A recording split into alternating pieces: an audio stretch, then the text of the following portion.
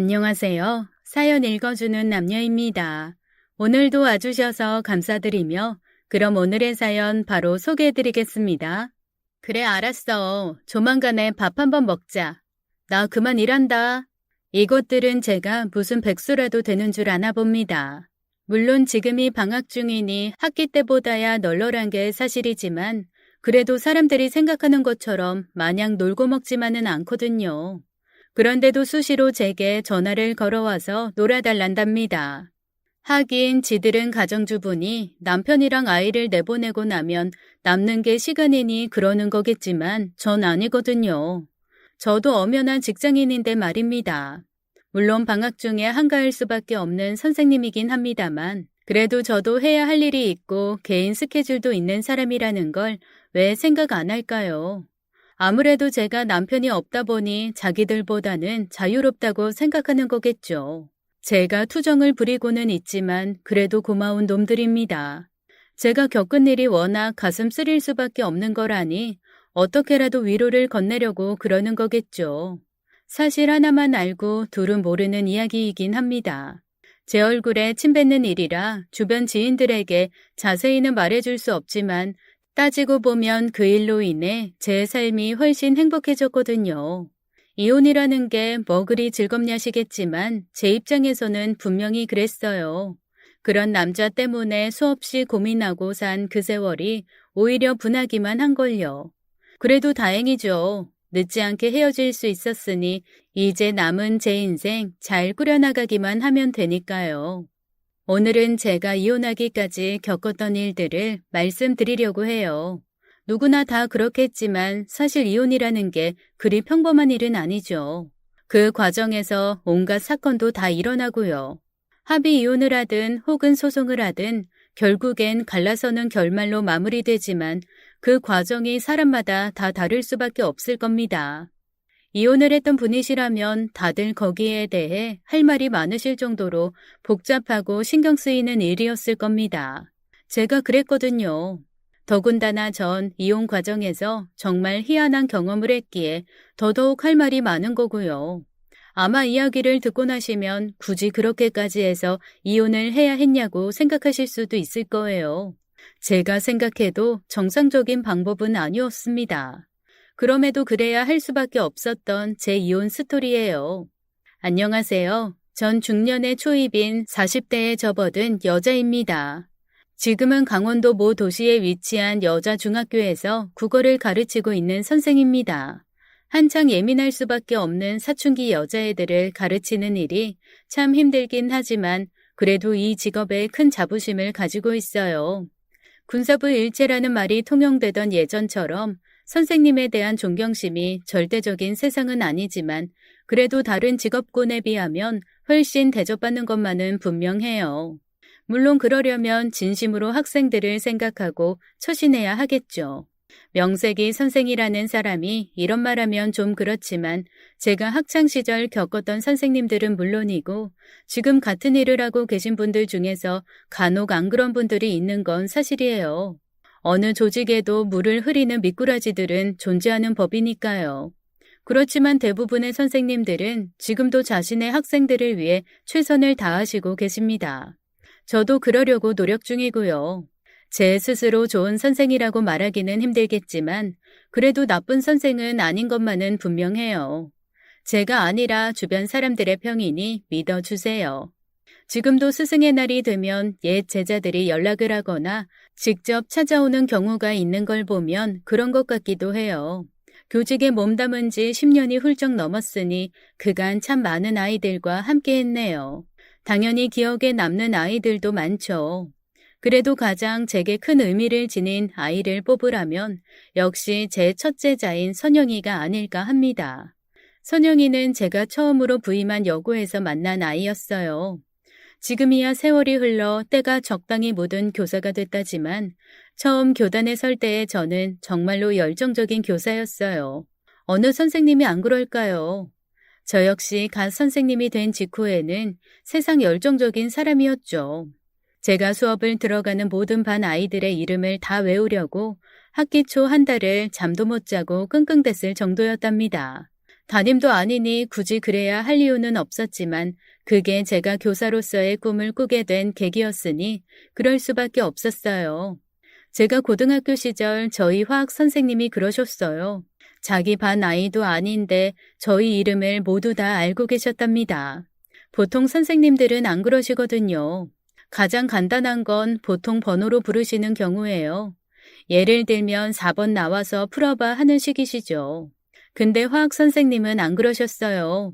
꼭 이름을 불러주셨거든요. 그게 너무 감사하더라고요. 따지고 보면 별일 아닐 수도 있지만 학생 입장에선 큰 의미가 있거든요. 아마 전교생 이름을 다 외우셨을 거예요. 저희끼리 그런 걸 보면서 얼마나 놀랐게요.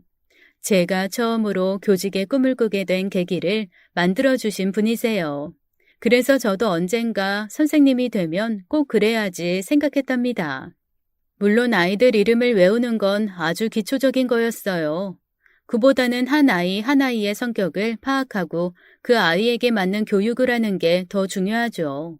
물론 담임을 맡았을 때 그래야 하는 거지만요.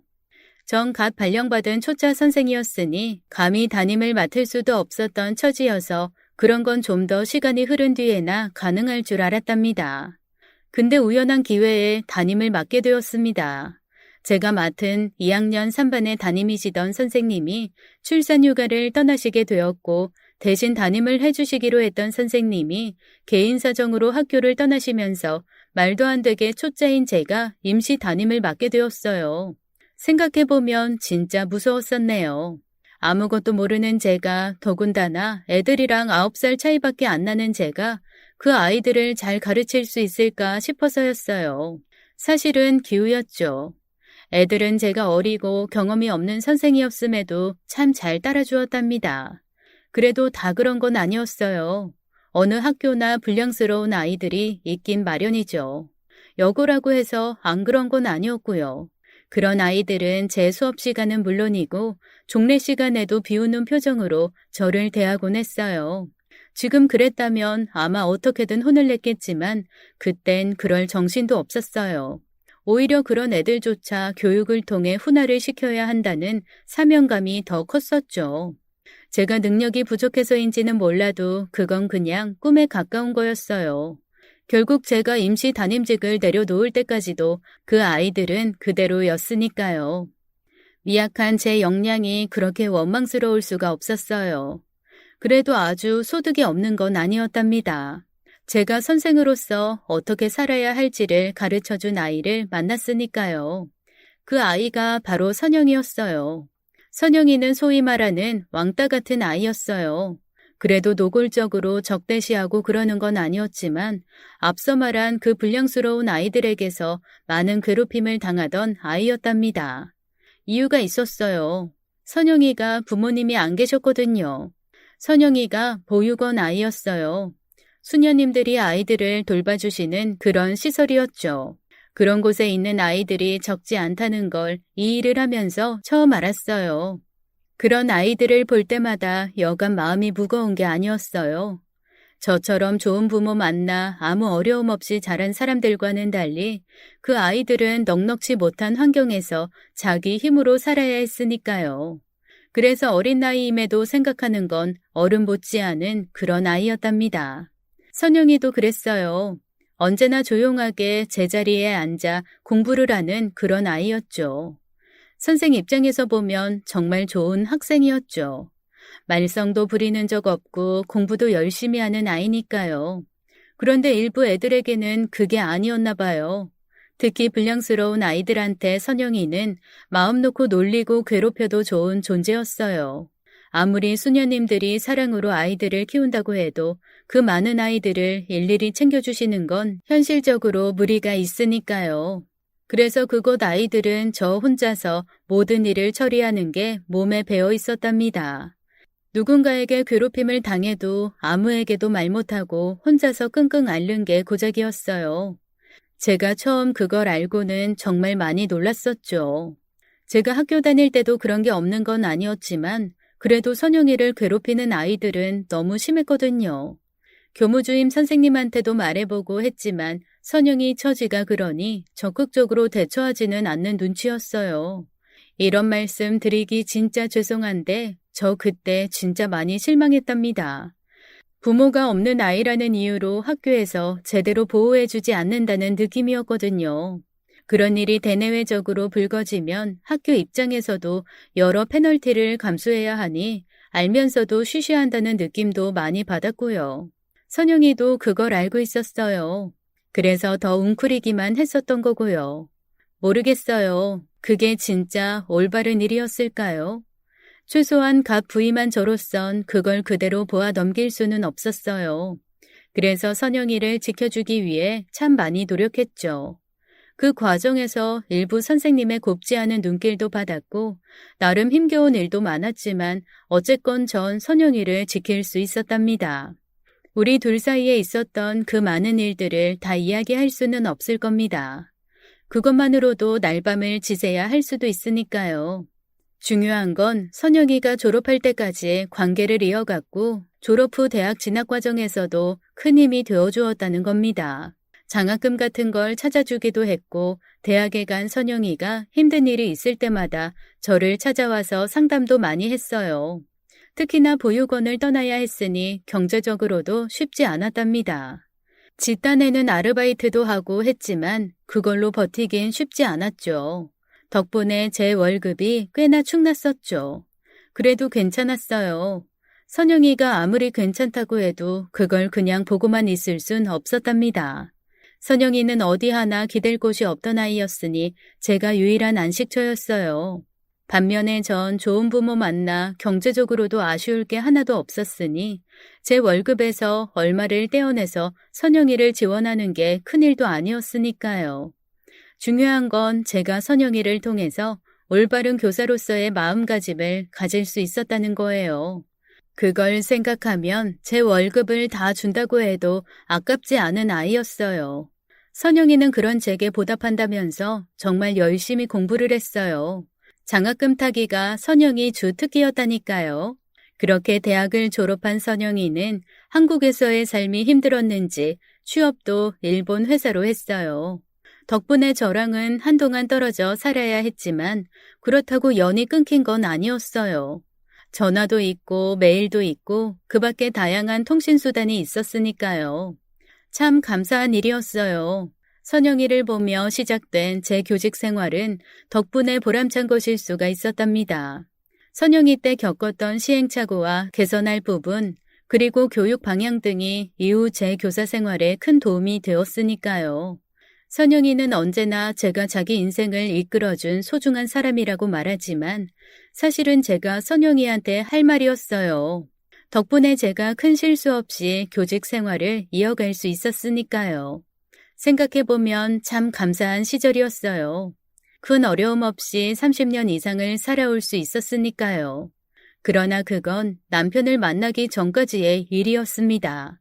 실제로 남편을 만나기 전까지 제 삶은 풍랑 하나 없는 평온한 것이었답니다. 남편을 만난 후부터 비로소 인생살이가 만만치 않다는 걸 깨닫게 되었어요. 남편이 참 드라마틱한 사람이었거든요. 제가 나온 대학 경제학과를 나온 남편은 저보다 2살 연상이었어요. 대학 시절 가입한 동아리 선배의 친구였던 남편을 선배 소개로 만났죠. 처음 본 남편의 모습을 한마디로 표현하자면 자유인 뭐 그런 느낌이었네요. 항상 짜여진 틀 속에서 자라온 저와는 완전 대칭점에 있는 사람이었어요. 자유분방하고 그러면서도 호기로운 그 느낌에 금세 빠져들었답니다. 그게 연인으로서는 좋지만 막상 남편이 그러면 그것만큼 힘든 게 없다는 걸 미처 몰랐어요. 평범한 남편과 같이 산 세월이 8년인데 그 사이 남편이 가졌던 명함이 적어도 20개는 넘을 거예요. 아내인 저조차 남편이 무슨 일을 하는지 모를 때도 있었을 정도로 남편은 수시로 일을 바꾸던 사람이었습니다. 분명히 지난달엔 변기 대리점을 하고 있었는데 몇 달 있다 보면 여행사에서 일을 하는 그런 사람이 남편이었답니다. 뭐 그것도 능력이라면 능력이죠. 문제라면 딱딱 생활비를 안 가져준다는 점 정도였달까요? 사실 그것조차 불평할 건 아니었어요. 결혼 8년 동안 불규칙하게 가져다 준 생활비를 다 합치면 웬만한 대기업 남편만큼은 주었으니까요. 가장 컸던 게 결혼하고 1년 조금 넘었을 때 주었던 돈이었어요. 당시 남편이 자산운용사를 운영한다는 지인에게 돈을 투자했다는데 거기서 진짜 큰 돈을 벌었거든요. 모르겠어요. 사실 얼마를 벌었는지는 몰라요. 단지 남편이 제게 준 액수만 봐도 엄청난 금액이었답니다. 대기업에 다니는 친구 남편들의 2년치 연봉에 가까운 거액이었어요.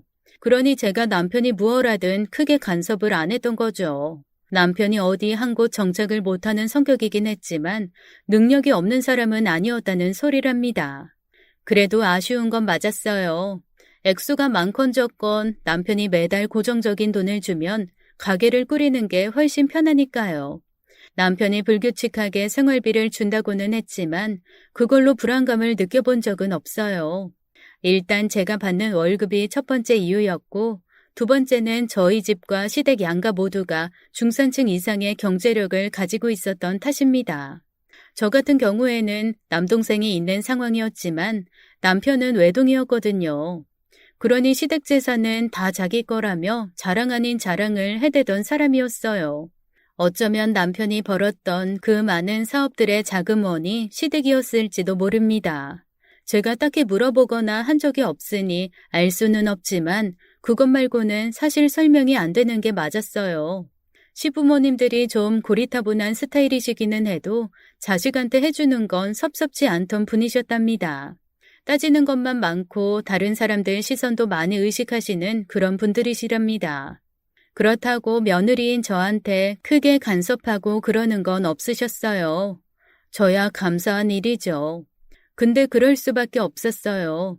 제가 며느리로서 그리 나쁜 조건이 아니었거든요. 시부모님을 챙겨야 할 때는 확실히 챙겼고 손이 귀한 임시 집안에 아들을 둘이나 놓아준 사람 아닙니까? 그러면서도 자유분방하게 사는 남편을 쥐잡듯 하지도 않았으니 시부모님 입장에서야 크게 손갈 것 없는 며느리였을 겁니다.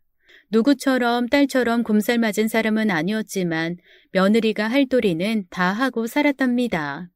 반면에 남편은 그런 면에서 아주 낙제였어요.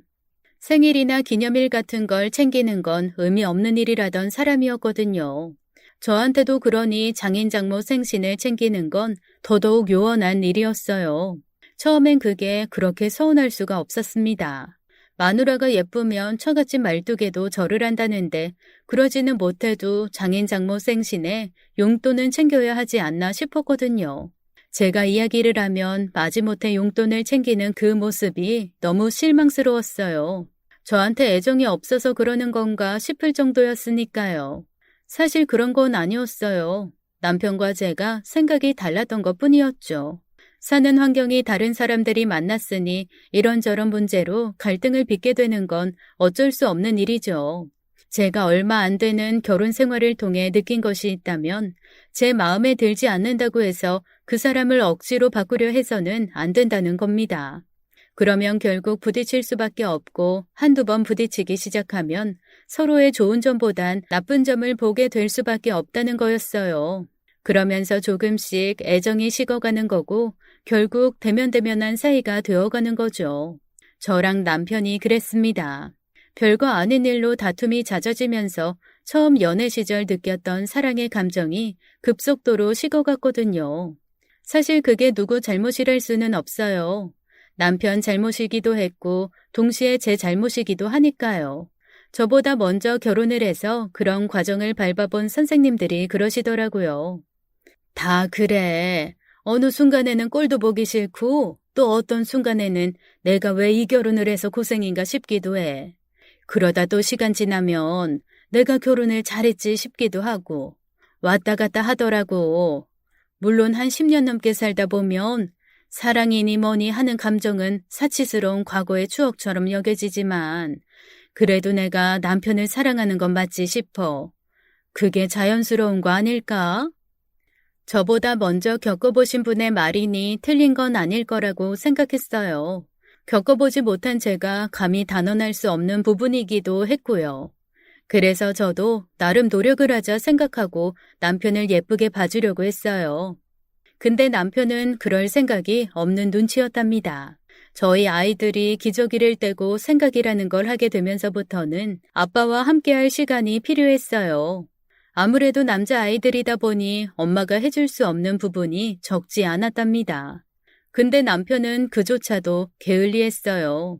다른 건 몰라도 아빠로서의 의무를 다하지 않는 남편은 너무 미웠습니다. 우리 주말에 애들 데리고 근처 공원에 가자. 거기 잔디밭에서 애들이랑 축구도 하고 그러면 좋잖아. 저 조그만 걸 데리고 무슨 축구야. 잘 걷지도 못하겠구만. 그리고 나 주말에 약속 있어. 선배랑 지리산 가기로 했거든. 거기 선배의 지인이 산장을 하고 있다고 해서 하루 자고 올 거야. 가보고 좋으면 연장할 수도 있고. 그러니 공원엔 다음에 가자. 다음에 언제? 요 근래 당신 툭하면 부산 간다, 대전 간다면서 집 비우기 일순데. 애들이 아빠 봐도 슬금슬금 피하는 거 몰라?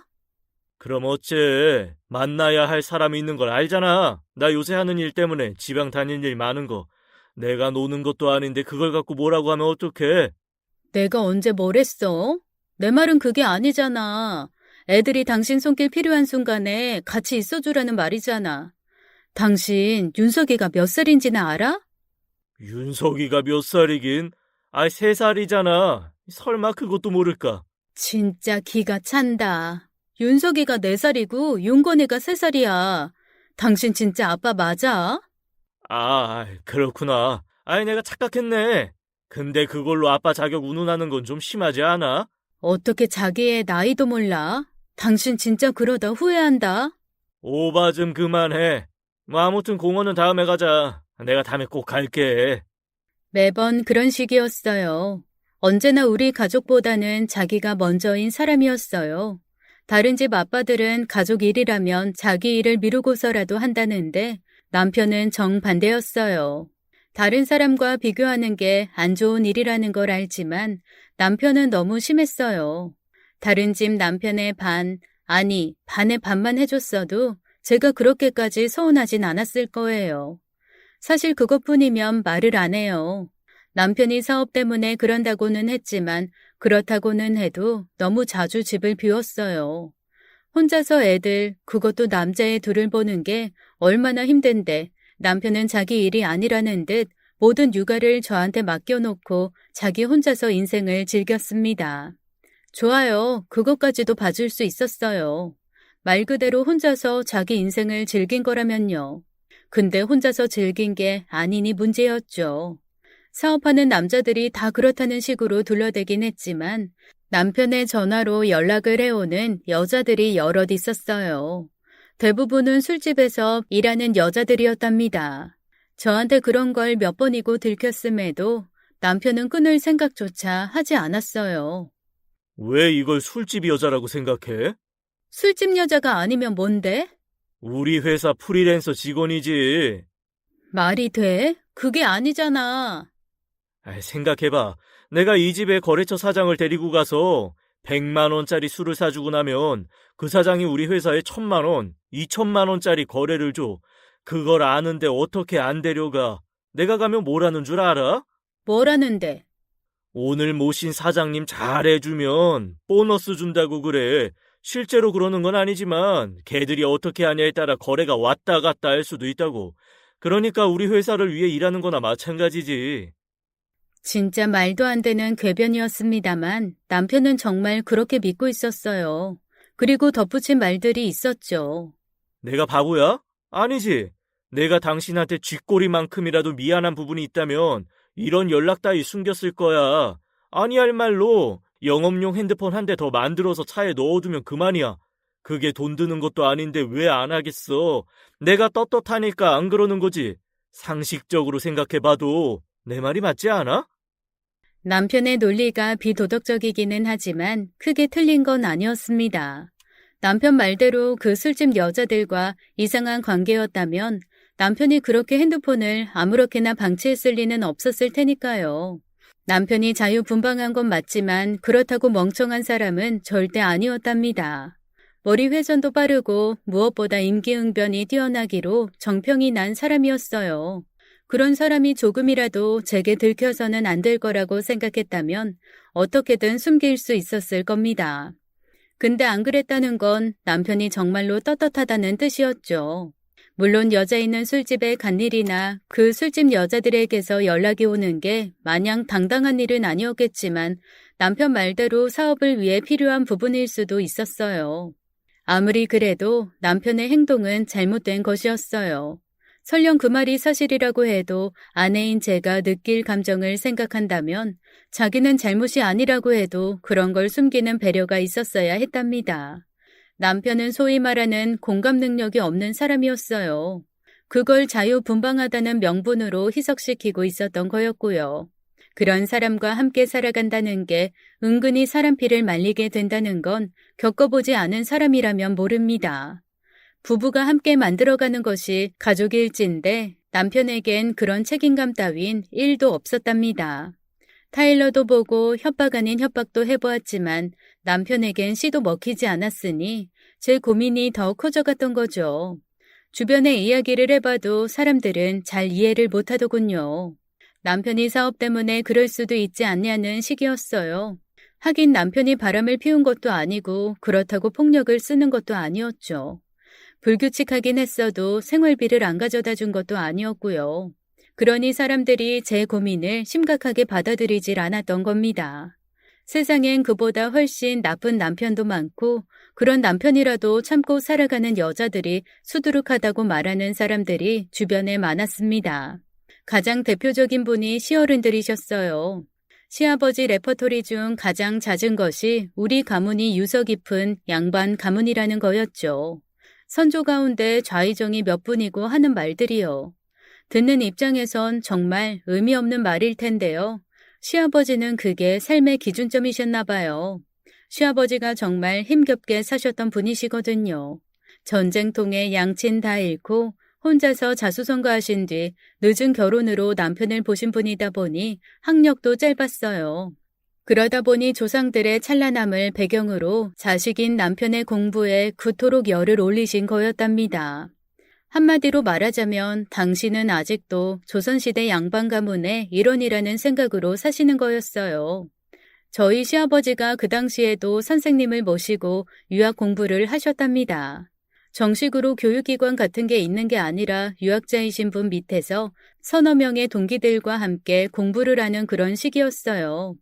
그런 분이시니 이해하려면 못할 것도 없었죠. 그런다고 저한테 해를 끼치는 것도 아니었고 저에게 매일 한복을 입으라는 것도 아니셨으니까요. 단지 말년에 소일거리셨답니다. 유교 사상이 원래 그런 건지는 모르겠습니다만 그래서 시아버지가 저를 높이 쳐주신 것도 있어요. 제가 군사부 일체의 일원인 교육자였으니까요. 그와 동시에 시아버지는 부부의 책무 역시 중시하신 분이셨답니다. 검은 머리가 파뿌리가 되도록 서로 의지하고 살아야 한다셨거든요. 예전에 그러셨던 적이 있으셨어요. 친척 중 누군가가 이혼을 했다는 소리를 듣고는 불같이 화를 내시더라고요. 그게 말이 되냐시면서요. 그 모두가 당신이 공부하는 경전을 충실히 따른 때문이었답니다. 그런 분이시니 제가 남편에 대한 불만을 토로할 수도 없었죠. 시어머니라고 별 달랐겠어요. 가끔 명절 같은 때 은근히 그런 이야기라면 여전히 참아야 한다는 정도셨죠. 가제는 개편이었던 이유도 있겠지만 그보다는 부부는 평생 해로해야 한다는 생각이 크셨던 때문이었을 겁니다. 주변에 온통 이런 사람들만 있으니 저만 속이 터졌어요. 그래도 어쩝니까? 답답해도 제가 고른 남자니 감내해야 할 부분이라고 생각했어요. 참 아둔했죠. 제가 조선시대 여자도 아닌데 왜 그렇게 생각했는지 모르겠어요. 굳이 변명을 하자면 아이들 문제가 컸었습니다. 편모스라나 편부스라해서 큰 아이들이 정서적으로 뒤떨어진다는 말을 믿었던 거죠. 꼭 그런 건 아니었는데 말입니다. 이런저런 이유로 남편의 책무유기를 눈감아준 저였지만 끝까지 그럴 수는 없었답니다. 남편이 저를 자신의 아내로 생각하는지 의심하게 만든 사건이 연이어 터진 탓이었어요. 처음이 제 맹장 수술 때였어요. 그날도 남편은 사업상 미팅을 한답시고 늦게까지 집에 들어오지 않았답니다. 애들 둘을 먼저 먹이고 급하게 끼니를 챙기는데 너무 배가 아픈 거예요.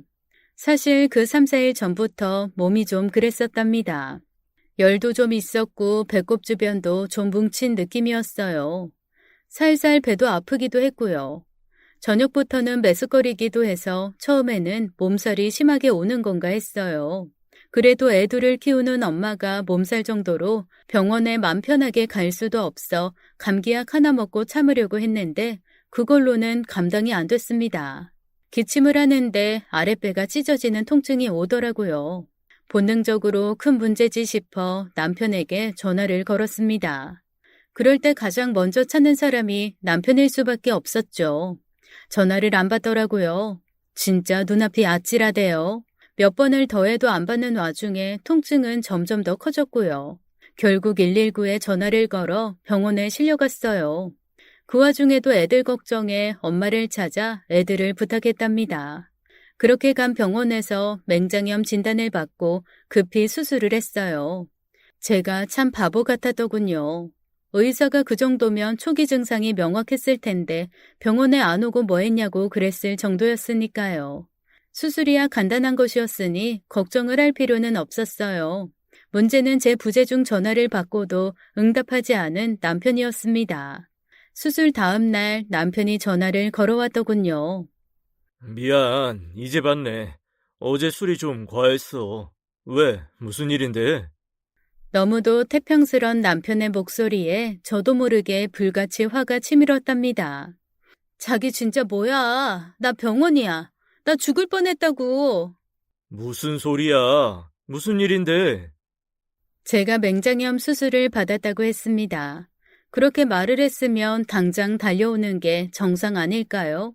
남편이라면 그게 정상이죠. 근데 남편은 아니었습니다.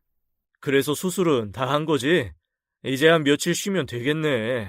알았어. 나 사우나 좀 갔다가 갈게. 지금 사우나를 간다고?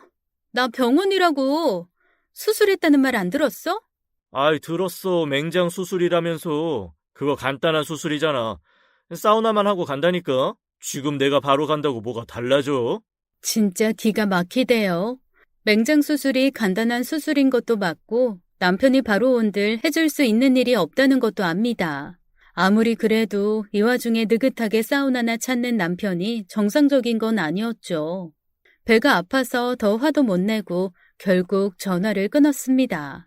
잠시 사우나를 다녀온다던 남편이 병원에 온 건 그로부터 5시간이 지나서였어요. 사우나에 갔다가 잠깐 눈을 붙이고 왔다는 남편의 변명을 들으며 더 화낼 이유도 없다 싶어지더군요. 남편에게 저는 겨우 그 정도밖에 안 되는 여자였던 거였어요. 그 일 이후 정말로 남편과의 관계에 대해 심각하게 고민을 하기 시작했습니다. 남들이 보기엔 별거 아닐지 몰라도 저한테는 너무 충격이었거든요. 결혼이 인생의 가장 큰 일이라면 이혼 역시 그럴 테니 섣부른 판단을 내릴 수는 없는 것이긴 했지만 그래도 고민해 볼 수밖에 없었습니다. 꼭 바람을 피우고 폭력을 쓰는 남편만이 나쁜 남편인 건 아니라는 생각도 했고요. 그래도 아이들이 못내 걸려서 생각만 하는 정도였습니다만 다음 일이 연이어 겹치니 제 생각이 옳다 싶어지더라고요. 그날 엄마가 개원들과 함께 제주도 여행을 가시기로 했답니다. 공항에서 출발을 기다리고 있는 엄마 눈에 남편이 띄었답니다. 뜻하지 않은 곳에서 사위를 봤으니 당연히 반가우셨을 겁니다. 아는 체를 하려고 했는데 그러시질 못했대요. 남편 옆에 여자가 있었답니다. 그래서 순간 놀라신 거죠. 그러다가 생각을 하셨대요. 사업하는 사람이니 그럴 수도 있겠다고요. 그 생각을 하신 계기가 남편과 여자 단둘이 있던 게 아니고 일행으로 보이는 남자 두엇과 여자 두엇이 더 있었답니다. 정확한 건 아니지만 남자 셋, 여자 셋 정도였대요. 그러니 더더욱 사업차 사람을 만난 거라고 생각하신 거죠. 물론 꺼림칙한 부분도 있었답니다. 그중 한 여자와 남편이 너무 다정해 보이셨다는 거죠. 여자가 남편의 양복 뒷깃을 매만져주는 모습을 보셨대요. 그래도 그럴 수 있다고 생각한 건 행여라도 이상한 일이 생겨 저희 부부간에 불화가 생기는 걸 꺼려한 부모 마음 때문이었어요. 그래서 처음에는 말을 안 할까 했는데 그래도 알고는 있으라면서 이야기를 해주셨습니다. 임서방, 일 때문에 사람 만난 거 맞지? 너도 알고 있었지? 아니라고 대답하면 왠지 오만 걱정을 하실 것 같아 그렇다고 했습니다. 저희 문제로 엄마에게 걱정을 끼치고 싶지 않아서였어요. 일 때문에 지방 간다고 그랬었어. 우리 엄마 또 걱정했겠네. 임서방이 그럴 사람이야? 그렇지. 아유, 한숨 놨다. 내가 그거 보고 잠이 안 오더라. 너한테 이야기하길 잘했네. 안 그랬으면 계속 엄한 걱정만 했을 거 아니니.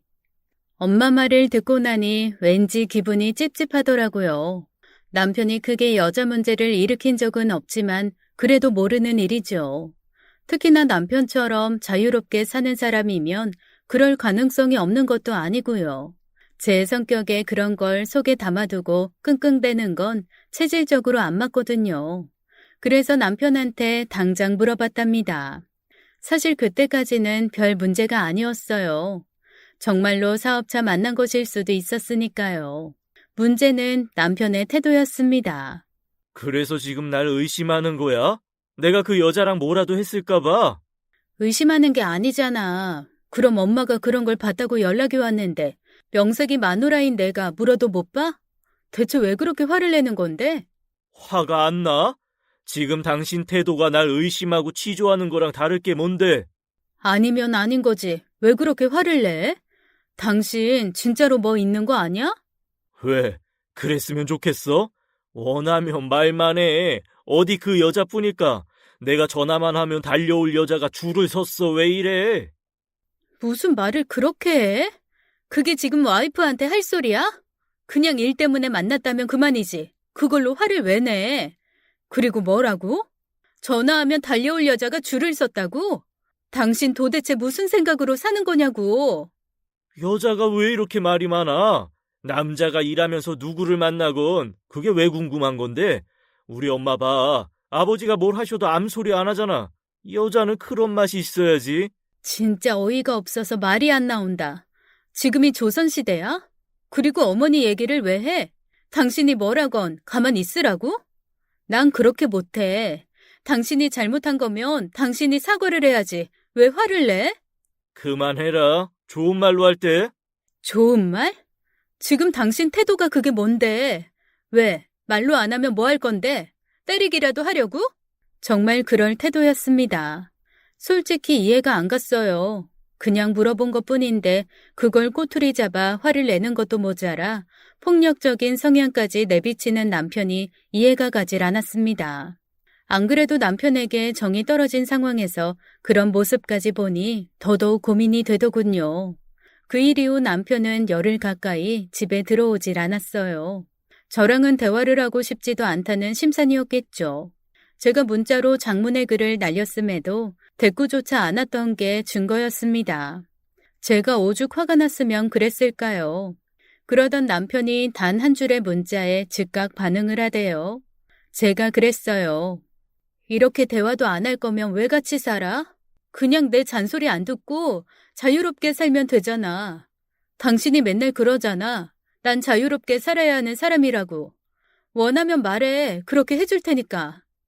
그쯤 들어 고민하던 것이긴 했지만 남편이 너무도 어이없게 나오니 저도 모르게 그렇게 이야기를 하고 말았답니다. 그전까지는 아무 대꾸도 없던 남편이 득달같이 전화를 걸어왔어요. 그때까지만 해도 전 남편이 저한테 애정이 있어 놀라서 그런 거라고 착각했네요.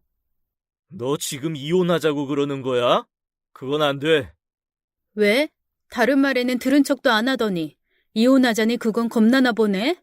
솔직히 남편이 저랑 이혼하고 싶지 않아 하는 이유가 여전히 저를 사랑하기 때문이라고 생각했어요. 근데 그게 아니더군요. 겁난다기보다는, 그러면 우리 놓친내 난리 부릴 테니까 그러지. 그게 무슨 말이야? 설마 당신 이혼하기 싫다는 게 아버님 때문이야? 뭐 이유야 많지만 그게 제일 걸리는 건 사실이야. 나 지금 기분이 너무 이상해. 그 말은 아버님만 아니라면 언제든 나랑 이혼할 수 있다는 말이잖아. 내가 틀려? 또 꼬투리 잡는다. 그만해. 암튼 이혼은 안 돼. 전화 끊어. 진짜 어이가 없었어요. 남편은 제게 아무런 애정도 없다는 듯 말을 했답니다. 아버님만 아니라면 언제든 이혼을 하겠다는 식이었거든요. 솔직히 이해가 잘 안 갔습니다. 남편이 시부모를 무서워하는 사람이 아니었거든요. 워낙 오냐오냐 잘한 사람이라 그럴 이유도 없었습니다. 그랬던 사람이 시아버지 때문에 이혼을 못한다니 어이가 없으면서 이해도 안 된 거죠. 나중에 알았습니다만 시아버지가 우리 집에 이혼은 없다고 엄포를 놓으셨대요. 그러면 유산이고 뭐고 없을 줄 알라는 말도 하셨고요. 실제로 그럴 거라는 보장은 없지만 남편으로선 굳이 그럴 위험을 무릅쓰고 싶지 않았던 거였어요. 어차피 이혼을 하든 안 하든 자기 맘대로 사는 데는 하등 지장이 없으니 굳이 이혼을 해서 시아버지의 심기를 거스를 필요는 없다고 생각했던 거죠. 그날 내내 복잡한 마음을 정리하느라 애를 썼습니다. 참 제가 바보처럼 느껴지더군요. 남편은 저를 아내로 느끼지도 않는 상황이었는데 그것도 모르고 저는 혼자서 어떻게 하면 우리 관계를 회복시킬 수 있을지 고민하고 살았으니까요. 저 혼자만 애가 타고 고민하고 잠 못 이루는 밤을 가졌다는 게 너무 분했어요. 제가 왜 그렇게 살아야 하는 걸까 싶기도 했고요. 정말 많이 생각했습니다. 그래도 혹시나 싶어 다시금 남편의 의사를 물어봤어요. 남편은 처음과 똑같은 대답을 할 뿐이었습니다. 결국 남편은 저를 사랑하지 않는 거였죠. 그렇게 나오니 저로서도 더 이상 매달릴 필요를 못 느꼈답니다. 저 혼자 바보같이 인연을 잡으려 애쓸 필요가 뭐가 있을까 싶었어요.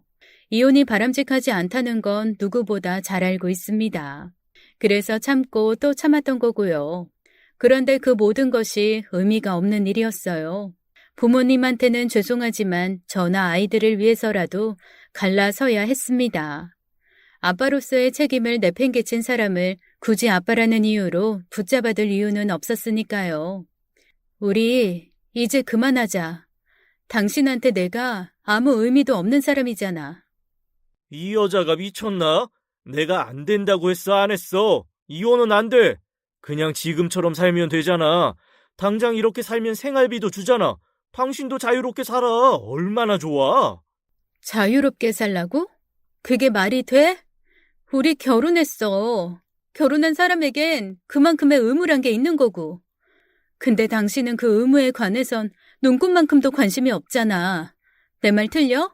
아이, 진짜 고리타분하게 왜 그래? 의무란 게 뭔데? 그냥 돈 주면 되는 거 아니야? 우리 좋게 좋게 가자. 이혼이 왜 하고 싶은 건데? 왜? 남자라도 생겼어? 여보, 진짜 말이 안 통한다. 그래서 더 이혼을 하겠다는 거야. 이렇게 사는 게 무슨 의미가 있어? 이거 시간 낭비야. 아무리 말해도 받아들여주지 않더군요. 오죽하면 제가 이혼 소송 이야기까지 했을까요? 그러나 남편은 그 말에도 별 반응이 없었습니다. 오히려 준비라도 한 것처럼 나오더군요. 이혼 소송. 뭘 좀 알고 말이나 하든가. 내가 바람을 폈어? 아니면 널 때렸어? 그것도 아니면 돈을 안 줬어? 하고 싶으면 해봐. 내가 잘못한 것 없으니 당신이 이혼 소송 내면 난 기각해달라고 반박하면 되니까. 그거 알아? 이혼 소송 청구하면 당신이 원고니까 당신이 내가 잘못한 거 다 입증해야 하는 거. 잘못한 게 있어야 입증을 하지. 도무지 이해할 수가 없었습니다. 남편이 이혼을 하지 않으려는 이유 말이에요. 그때는 몰랐습니다. 시아버지가 돈줄이던 남편이 유일하게 무서워하는 게 이혼으로 인한 지원이 끊어질 것을 걱정했다는 걸 말입니다.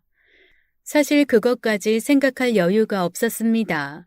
이미 남편에게 오만정이 떨어진 상황에서 제가 할 수 있는 건 어떻게 하면 이혼을 할 수 있을까 하는 것 뿐이었으니까요.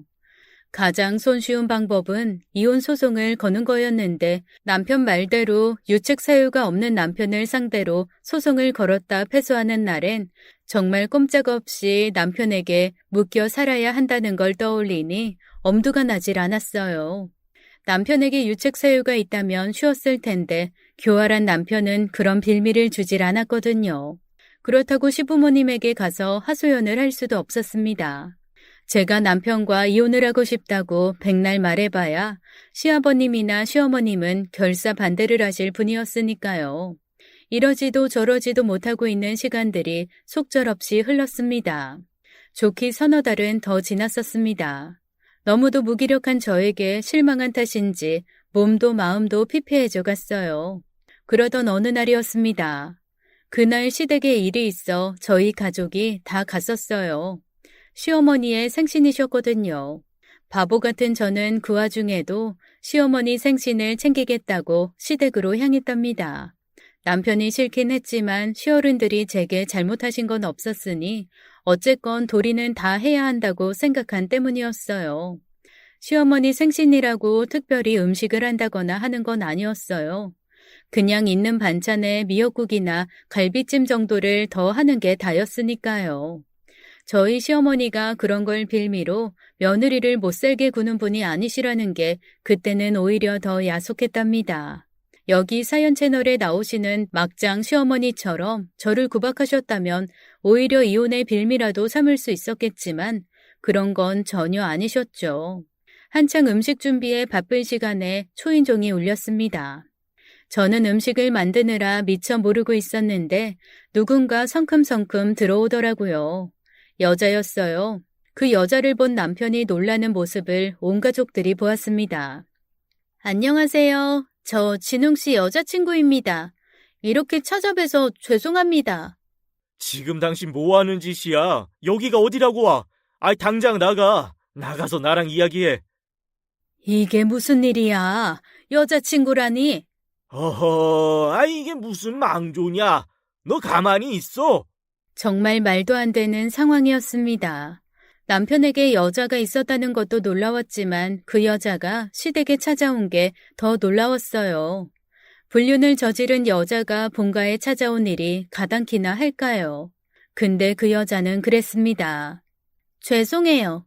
근데 이런 날이 아니면 두 분께 말씀을 못 드릴 것 같아서 실례를 무릅쓰고 찾아뵙습니다. 저희 두 사람 사랑하고 있어요. 근데 진웅 씨가 두 분들 심력 끼치기 싫어서 이혼 못한다고 그래서 제가 왔습니다. 저를 욕하셔도 좋고 때리셔도 좋지만 저 그만큼 이 사람 사랑해요. 저희 허락해 주세요. 너무 기가 찬 상황이라 시어른들이 놀라서 입을 떼지 못하실 정도였어요. 당연히 남편의 표정은 독이라도 씹은 것처럼 일그러졌죠.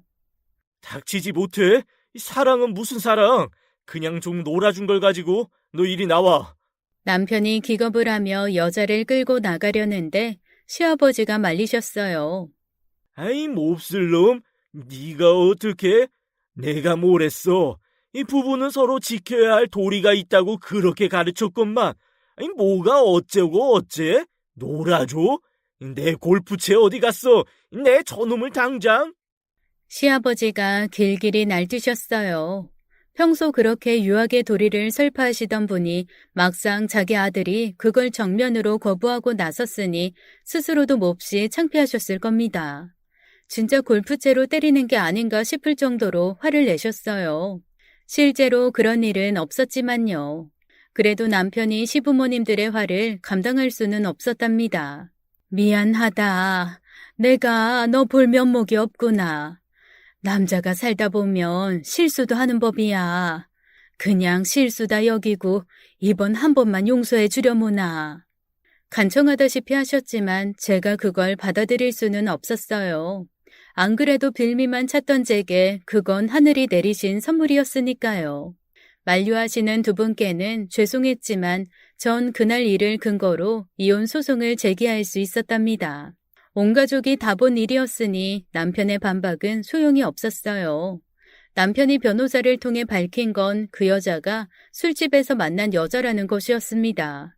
실제로 그렇다는 증거도 내민 것으로 들었지만 그렇다고 남편의 부정이 사라지는 건 아니었죠. 결국 저는 소송에서 이길 수 있었습니다. 그것 말고도 남편이 평소 가정에 소홀했다는 증거까지 더해진 결과였죠. 그래도 가장 큰 이유는 역시 그 여자 때문이었습니다. 외도만큼 확실한 유책 사유는 없었으니까요. 그렇게나 버티던 남편을 끌어내린 후 저는 비로소 마음의 안정을 찾을 수 있었습니다. 사정 모르는 지인들은 이혼의 충격에 제가 힘들어할 거라 생각했겠지만 사실은 그게 아니었지만 말입니다. 따지고 보면 그 8년은 제 인생에서 버려진 시간일지도 모르겠어요. 아니죠. 천사 같은 두 아이를 주셨으니 그보다 더 소중한 시간은 없을 겁니다. 그래도 아쉬운 건 제대로 된 가정을 아이들에게 만들어주지 못했다는 거겠죠. 어쩌겠어요. 그런 아빠를 선택한 제 잘못이니 제가 더 노력해서 우리 아이들을 사랑으로 키우려고 합니다. 그게 바로 선영이가 원하던 거였으니까요. 지금부터는 제가 저지른 죄에 대해 고백해야겠습니다. 사실 그날 저희 시댁에 찾아온 여자를 그리로 보낸 게 선영이었답니다. 제가 고민하는 것을 안 선영이가 남편의 뒷조사를 했어요. 선영이가 1년 전 일본 회사에서 한국 회사로 스카웃을 당해 국내에 들어왔답니다. 제게는 제자이면서 자매 같은 아이니 당연히 제 고민을 알 수밖에 없었죠. 그렇게 어리다고 생각했던 아이가 다 커서 제 고민을 들어준다는 것만으로도 좋았는데 선영이는 그에서 그치지 않았습니다.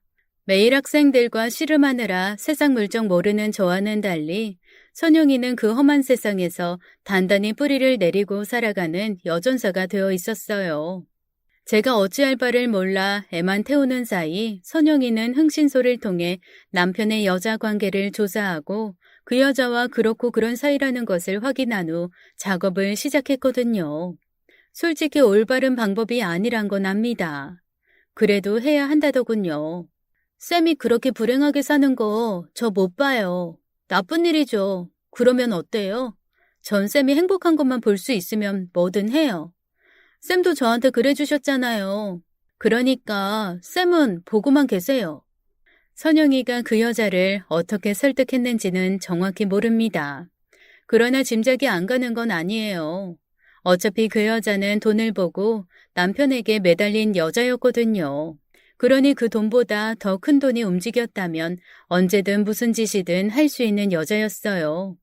아마 선영이가 그걸 이용한 게 아닐까 싶은데 선영이가 한사코 입을 다물어서 확인은 못했어요.